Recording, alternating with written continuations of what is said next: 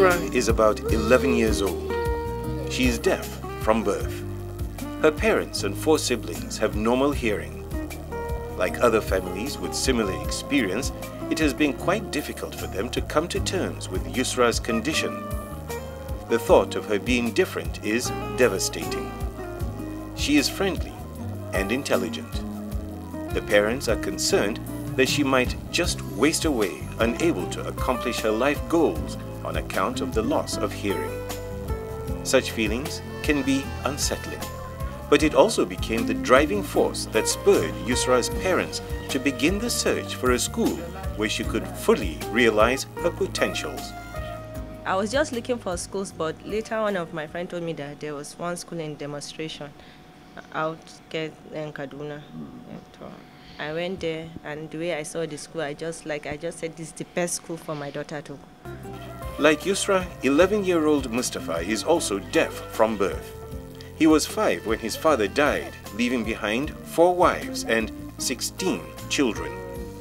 It has been quite challenging for the women bringing up the children, especially the younger ones, without a breadwinner. Mustafa's mother, Rabi, is the youngest of the 4 wives. She has 4 children. She does menial jobs to meet their needs. Being deaf herself, Mustafa is easily her favorite, and they get along very well. Her worry, however, is that he is not in school. He is usually the only one left at home helping out with domestic chores when the others are in school. Rabi's concern for the future of her child spurred other family members to begin the search for a special school that would cater for the educational needs of Mustafa. Every morning when others are going to school, he cries a lot. He wants to go with them. You will see him writing nonsense. I can't call it nonsense, but he's just trying to write something. You understand? So we tried to register him in the school there. Then they said no, he has to be like around 7-8 years so that he'll be able to do something himself. This is the school that is making the difference in the lives of Yusra and Mustafa. They come from their homes every school day to join scores of other children with hearing impairment, whose parents also found a place for them to have functional education. It is called Demonstration School for Deaf Children, located in the Kao district of Kaduna Metropolis. It was established in 1987 as a private charity initiative and funded with donations from overseas. Mrs. Victoria Adeshino, principal of the school, provides an insight. Demonstration School for Deaf Children was an idea of a KUSO volunteer who came to Nigeria to teach English, and being the daughter of a deaf person, she was interested in the deaf community, especially with the fact that Canada and Nigeria use ASL, which is American Sign Language. The story of the school has been one of steady progress. Starting with just a nursery class 25 years ago, the school has, over the years, expanded its scope of operations. It now runs full-course nursery, primary, and junior secondary school programs with a total population of 106 pupils. As a special school, the pupils are taught by special teachers, among whom are also those with hearing impairment. Julius Shemang, Paul Onongu, and Jane Abugi are among the 12 teachers on the payroll of the school.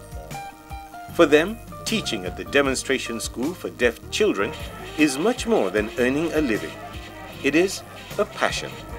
In life, money is not everything. But how one can thus live matter more. Anytime I leave this place, I don't think I want to go to a hearing school to teach. This day I mess with the children, play with them, I feel very happy. The interest and the commitment of the teachers are further reinforced by the school authorities through the provision of teaching aids to complement their efforts. Creating the enabling environment for learning is the guiding principle of the school. Such is the kind of thinking that informed the setting up of an Information and Communication Technology Center. It is a donation to the school, which is being put into effective use by the pupils to further develop their skills and cognitive abilities.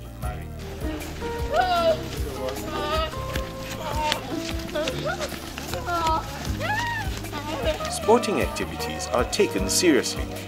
The school authorities recognize sports as an integral part of the training program for deaf children. Some days in the week are designated for sports, which brings all the pupils and their teachers to play together, thereby promoting the spirit of competition and social interaction. Training and retraining of teachers to cope with changing trends in the education of children with special needs is also a major policy thrust of the school. Most times, this is done in-house, and the essence is to enhance their capacities and update them with the school curriculum. All these are being made possible by the quality of leadership of the school's Board of Governors. It is made up of eminent Nigerians, all of them volunteers. Their job is to formulate policies and provide support for the school to thrive. Mrs. Pamela Sadoki, one-time Commissioner for Education and Deputy Governor of Kaduna State, is the chairperson of the board. She is proud of the school and its achievements. But her worry is how to cope with competing demands on the slim resources available.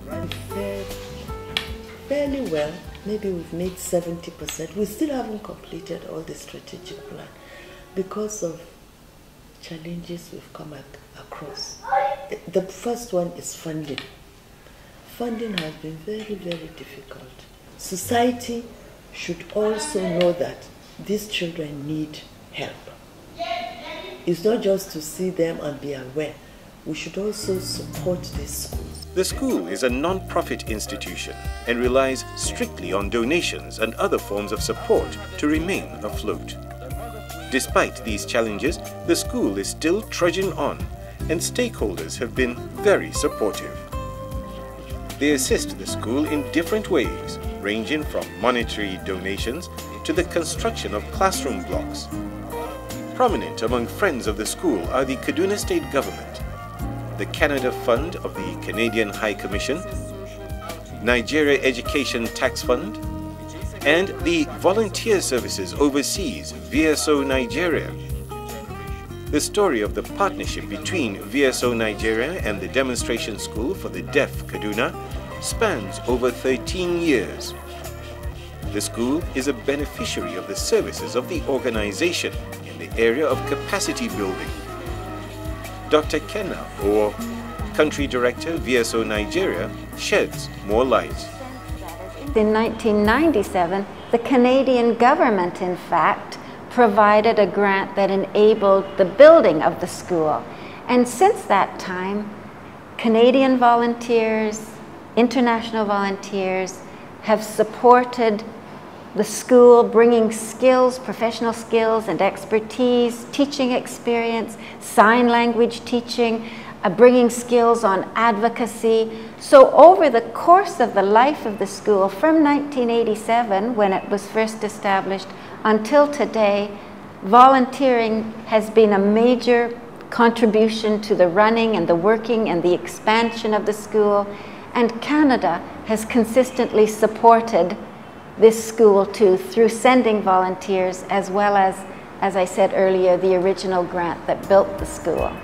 The Education Program Manager, VSO Nigeria, Mr. Tesco Yakiem Tesfaldet, says the organization is happy with the outcome of the partnership, pledging greater cooperation so that the school can stand the test of time.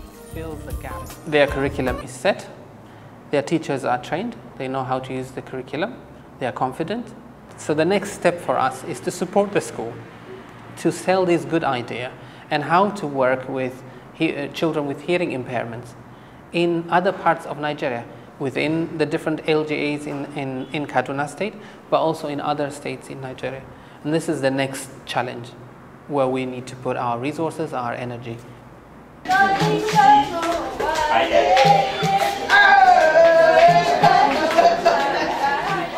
an elated principal in a dance of welcome at a recent meeting with parents to stress the gains of forging partnerships. She asked parents at the occasion to assist the school by extending the learning process to the home front. To achieve this, the school is offering them sign language lessons to facilitate effective communication with their children.